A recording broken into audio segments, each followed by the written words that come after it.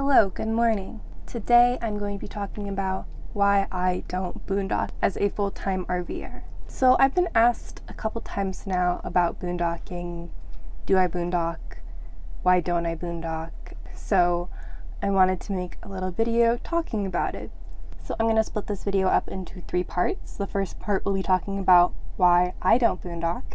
The second part will be, is boondocking right for you? And the third part will be future plans for me, looking down the road if boondocking will ever be a possibility. So let's get to it. So being fully transparent, I do not boondock at all. I spend most of my time in RV parks, state parks, regional parks.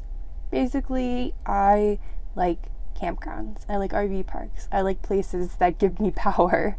I know boondocking is a great way to save money, but at the end of the day, I just don't think it's a right fit for me right now. I find other ways to save money, and I have made a couple videos on the topic in the past if you're interested. But at the end of the day, I do not boondock because I don't particularly like boondocking. It's just, it's not my thing, and I can kind of break down the reasons why I don't like boondocking, but at the end of the day, it's just not my preferred style of camping. I wouldn't consider myself someone who is like a glamper, who needs lots of amenities, who needs to stay in RV resorts. And there's nothing wrong with that. Like, people are allowed to have their preferences. People are allowed to have specific places that they like. But at the end of the day, while I don't like boondocking, I also don't need a lot of amenities. I just need an RV park or campground that is safe and that has hookups for me. I think at the end of the day, I just don't understand the appeal of going off-roading to find your campsite. I need more certainty, I need more paved roads, and I just don't like the idea of not knowing where you're going to sleep that night, essentially. The second reason that I don't boondock is that I don't have the setup for it. I just have the basic battery that my camper came with. I don't have any solar panels set up right now. I also just have the Tab 400 base model. I didn't get the Boondock model. And the biggest difference, I think, besides having a solar panel set up between the two, is that the Boondock has off-road tires, which is something I could get for my Tab, obviously. But also it has a heavy-duty pitched axle. And while I don't know what that means, probably a sign that boondocking isn't right for me, but I assume there's a difference, and I assume that you can feel the difference when you are going off-roading.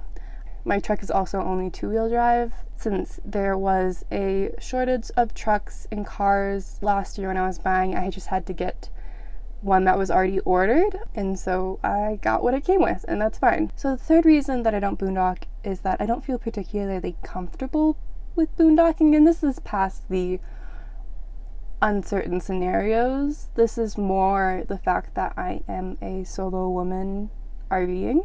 I don't feel unsafe in RV parks and things like that, but I'm unsure of how I would feel being out by myself. And this isn't to say that there aren't solo women boondocking, because there definitely is, and kudos to them.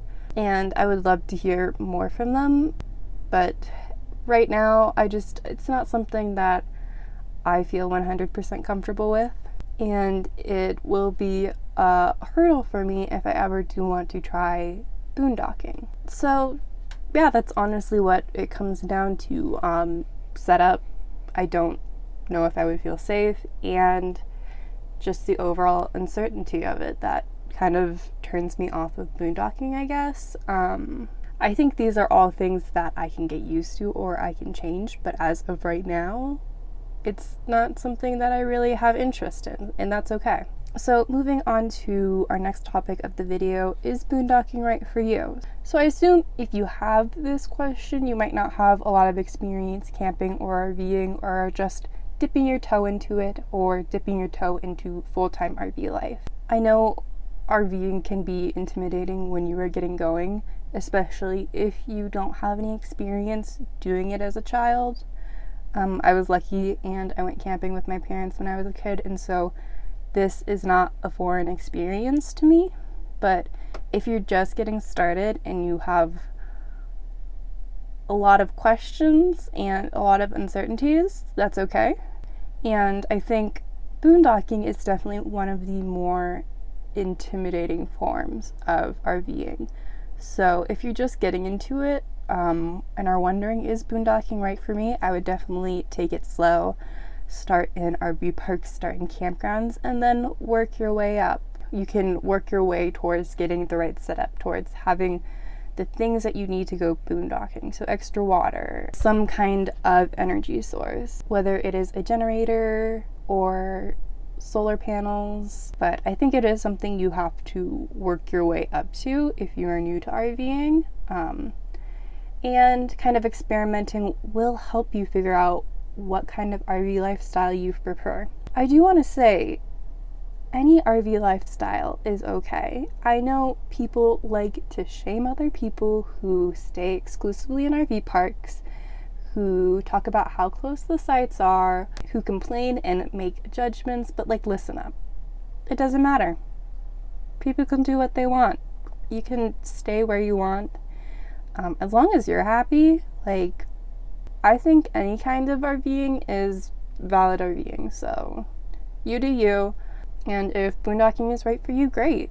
And this brings us to our last section of the video, which is my future plans. So I think I kind of alluded to in this video that there are some hurdles for me to get over to start boondocking, but it's honestly not that many hurdles. But it's something that I want to take slow, and honestly, I may never boondock, but I do want to get a better setup for off-grid camping. I would like to upgrade my batteries sometime down the road, and I would like to buy some solar panels. So I actually bought a couple solar panels last year at the end of the year, but I actually I changed my mind on them. And the reason was that they were on the heavy side, and I decided that I would rather get the flexible panels that you can put onto your RV. So if you're looking to buy solar panels, I have some that I am willing to sell.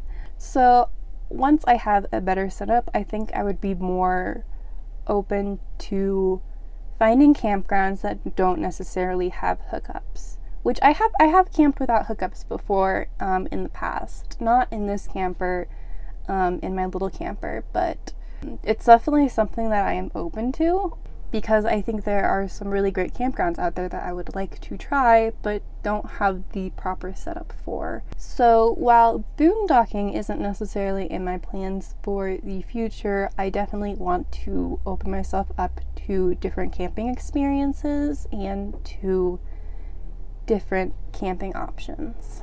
And I think that's it.